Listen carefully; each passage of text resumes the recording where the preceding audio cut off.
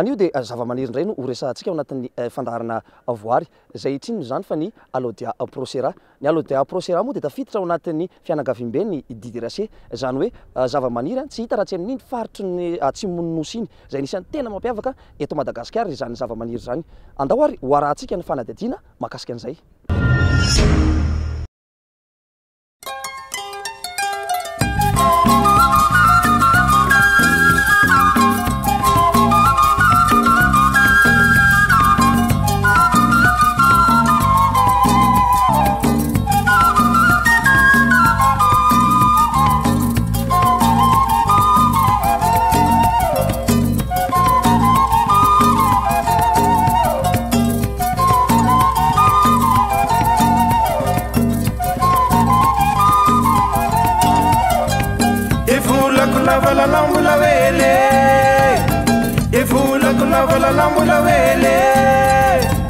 Atunga mfetra tsy maintsy ho avela, atunga mfetra tsy maintsy ho avela, isaraka mbola iaona isika, atano fahatsiarovana mivita, veloma sy mampamangy no aneky, tandremo ny setosety. Ny Alodia procera avy eto Madagasikara, any Madagasikara, an'ity nositsika ity. Izy no karazana tena miparitaka indrindra amin'ireo skady eto Madagasikara izay ao anatin'ny fianakaviam-ben'ny didyracée. Any amin'iny morontsiraka ny faritra atsimo andrefan'ny nosy sy ny faritra atsimon'ny nosy iny no tena ahitana azy amin'ny toerana natoraly. Alodia procera no resantsika androany. Ny Alodia moa zany dia voninkazo na hoe zava-maniry izay tsy hita afa-tsy eto Madagasikara. Izy io dia manana espèce anankeny. Dia ireo espèce anankeny ireo moa zany dia tsy hita afa-tsy eto Madagasikara avokoa. Antsointsika koa izy amin'ny teny frantsay hoe endémique de Madagascar. Izy io dia azo antsoina koa amin'ny teny malagasy hoe fantsilotra. Dia ny frantsay moa zany teny anazy hoe harpieuvre.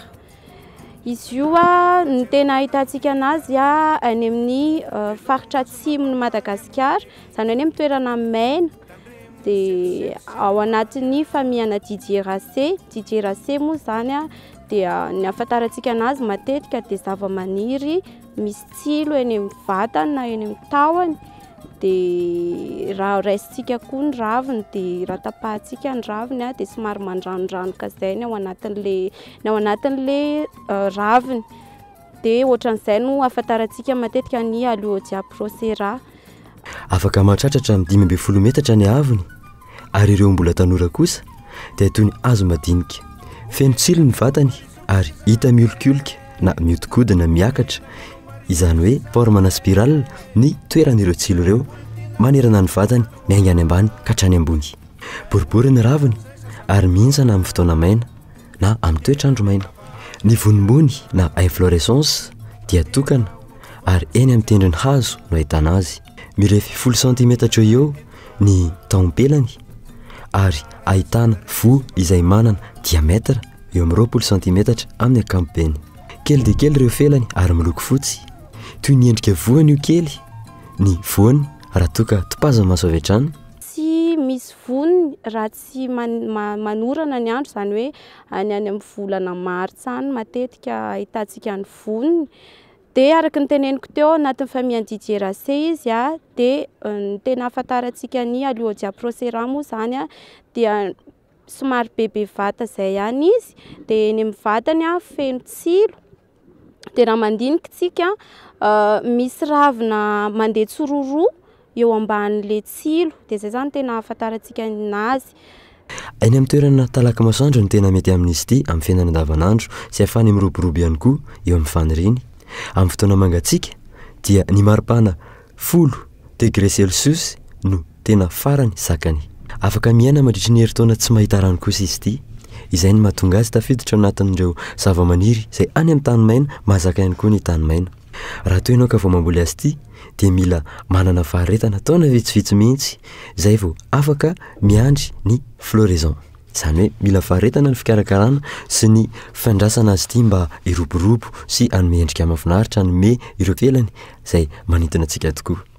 Tafiditra anatin'ny atao hoe plante succulente izy ity, izany hoe afaka mitahiry rano betsaka manana hery manokana ihany koa afaka mandrefy sy mandanjalanja ny fandaninany rano ao aminy satria iny felana iny sy ny vatany ary ilay tsilo iny dia voafonina sira izay matevina ary afaka miaro raha mafana dia mafana ny andro dia miasa tokoa ny rano ka noho izany no famerana ilay fampiasana ny rano ao anatin'ity voninkazo anankiray ity. Atsoina ihany koa izy hoe plante xérophyte, izany hoe maniry amin'ny toerana main-tany, dia izay no ahitantsika anazy any amin'ny faritra atsimo satria any moa izany matetika maina, faritra maina indrindra eto Madagasikara.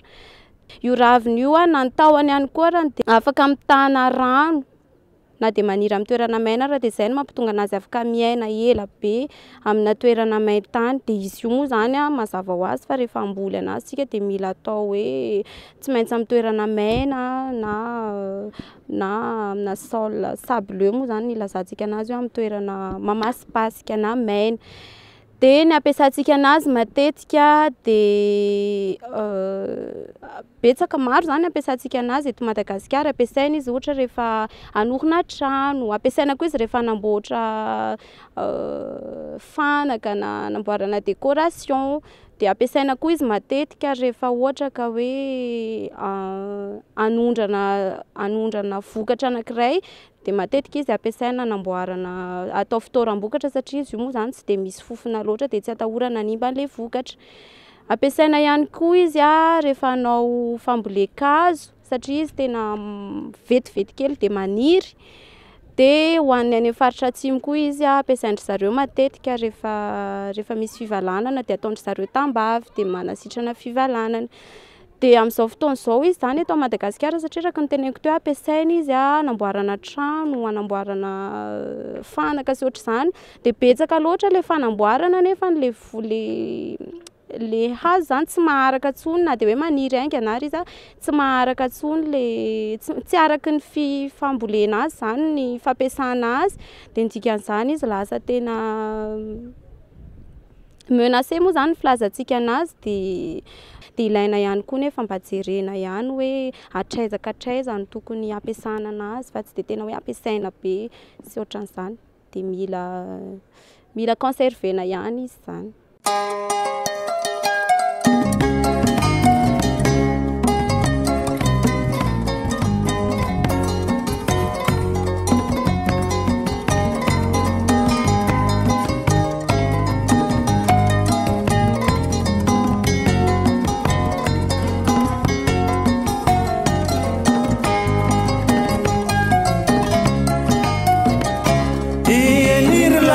Mariny zany andaotsika ho anerivo reny vohitsika sikara azadino fa matsaivo ino amalamanga fe izay ewa azy ny azo ewa detika tsoadinoino eny veloma ihany zany avako zany veloma.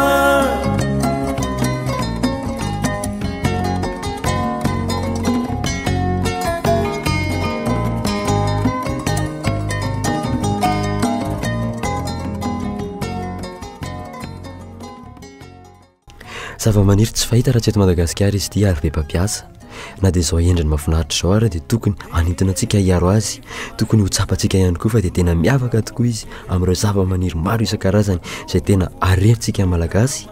Ity zava-maniry ity kosa izay tsy fahita raha tsy any amin'ny faritra atsimo andrefanosy, ny faritra atsimonosy iny dia endémique ary izay no antony isiny izao fandarana voary izao mba ahafahantsika mahafantatra an'izany hoe inona ny zavaboary tsy fahita raha tsy eto amintsika. Tokony ho reharehantsika satria dia manintona tokoa ny any ivelany izany mba ampiroborobo ny seapikarohana, ampiroborobo izay tena liana tokoa amin'izy ity.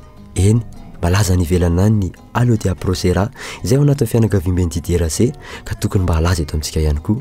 Koa ray soarana indraikitra izay tandrifantsika tsirairay avy ahafahantsika mitondra an'izay adidy sy fiarovana an'ity zava-maniry anankiray ity izay. Dia toy izay sy toy izay indray no mahakasika an'iny Alodia procera iny. Marina fa raha zao anao vao manaraka ny fahitalavitra kolo ny Alodia procera dia zava-maniry tsy fahita raha tsy amin'iny faritra atsimon'ny nosy iny. Tafiditra ihany koa izy ao anatin'ny fianakaviam-ben'ny DDRC. Zavaboary hafa indray no resahantsika amin'ny herina an'ito izao indray koa dia mametraka ny veloma mandra-pitafa ho antsika rehetrarehetra indray amin'ny herina an'ito izao indray ny fotoanantsika manaraka.